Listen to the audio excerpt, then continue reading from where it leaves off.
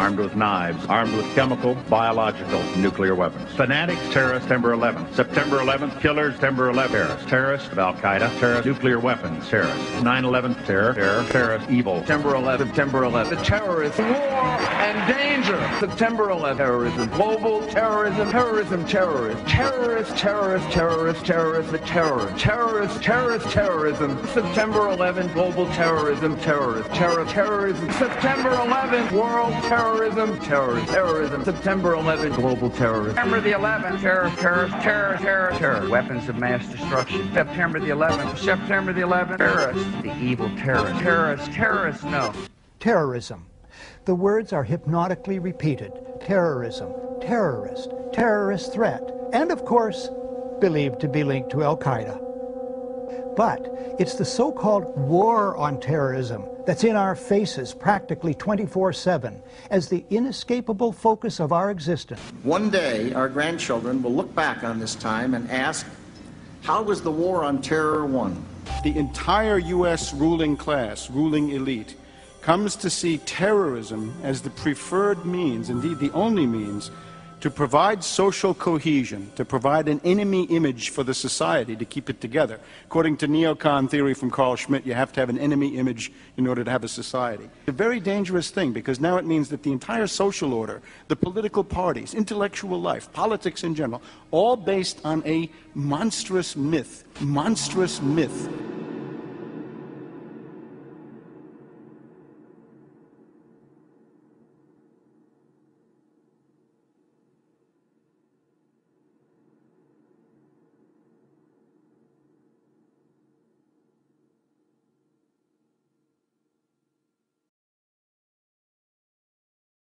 The notion of a U.S. war on terrorism is simply a fraud. There is no war on terrorism.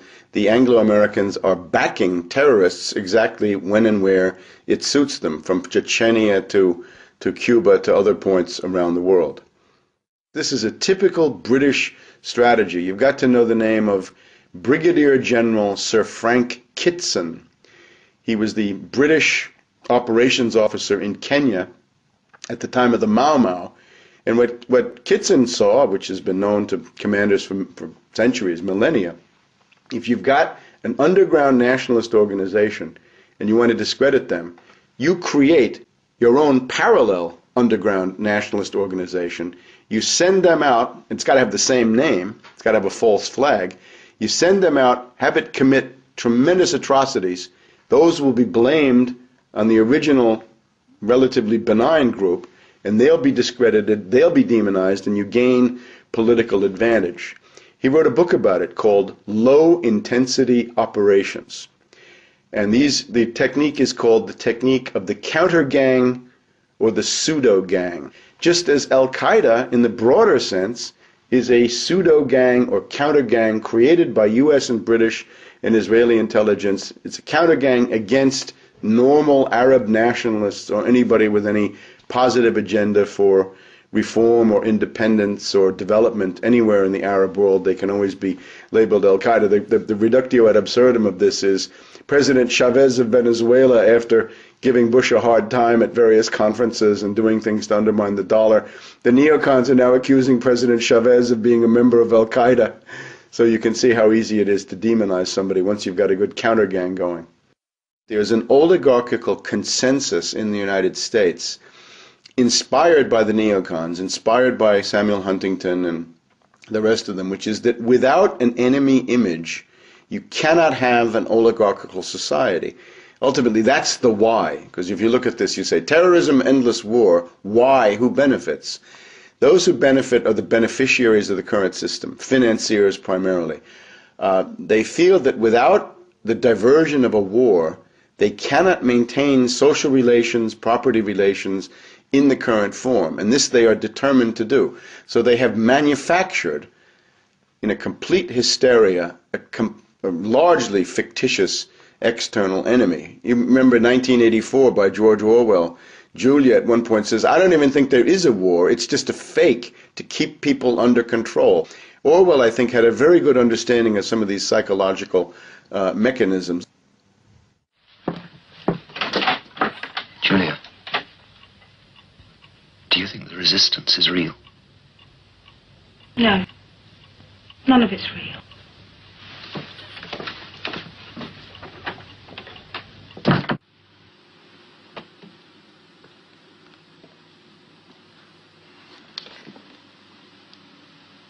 There are thought criminals who maintain that the resistance is not real. Believe me, Winston, it is very real. Perhaps you're not familiar with how it operates. I'm attentive to the news. Indeed.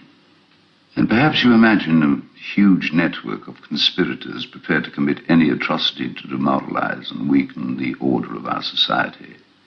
The reality is infinitely more subtle. If Goldstein himself fell into the hands of the thought police, he could not give them a list of his agents. Such a list does not exist. They are not an organization in the sense we know. Nothing holds it together but an idea. In accordance with the principles of doublethink, it does not matter if the war is not real, or when it is that victory is not possible. The war is not meant to be won. It is meant to be continuous. The essential act of modern warfare is the destruction of the produce of human labor. A hierarchical society is only possible on the basis of poverty and ignorance. The war is waged by the ruling group against its own subjects, and its object is not victory over Eurasia or Eastasia, but to keep the very structure of society intact.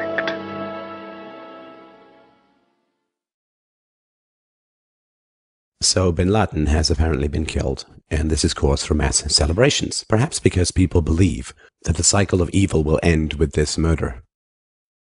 But governments don't solve the problem of evil, because governments always need an enemy to scare you with. The Kaiser, Mussolini, Hitler, Stalin, Mao, drug dealers, terrorists, and so on and on.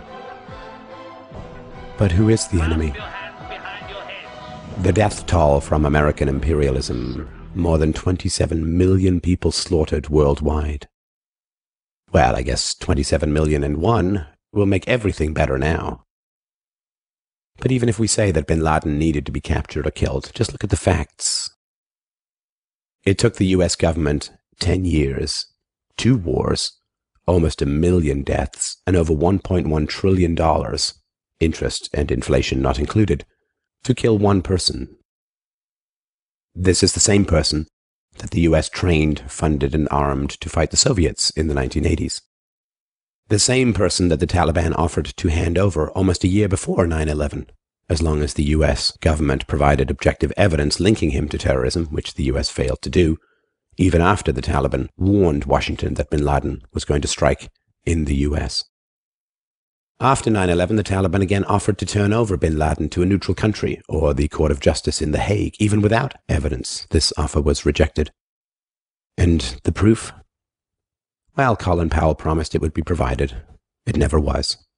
The British government put together a 21-page dossier on Bin Laden, but admitted that it would not amount to a prosecutable case in a court of law. Remember when Saddam Hussein was captured? That was cause for celebration as well. And what changed? If killing Bin Laden is a great victory, then wonderful, good job. Give us our freedoms back.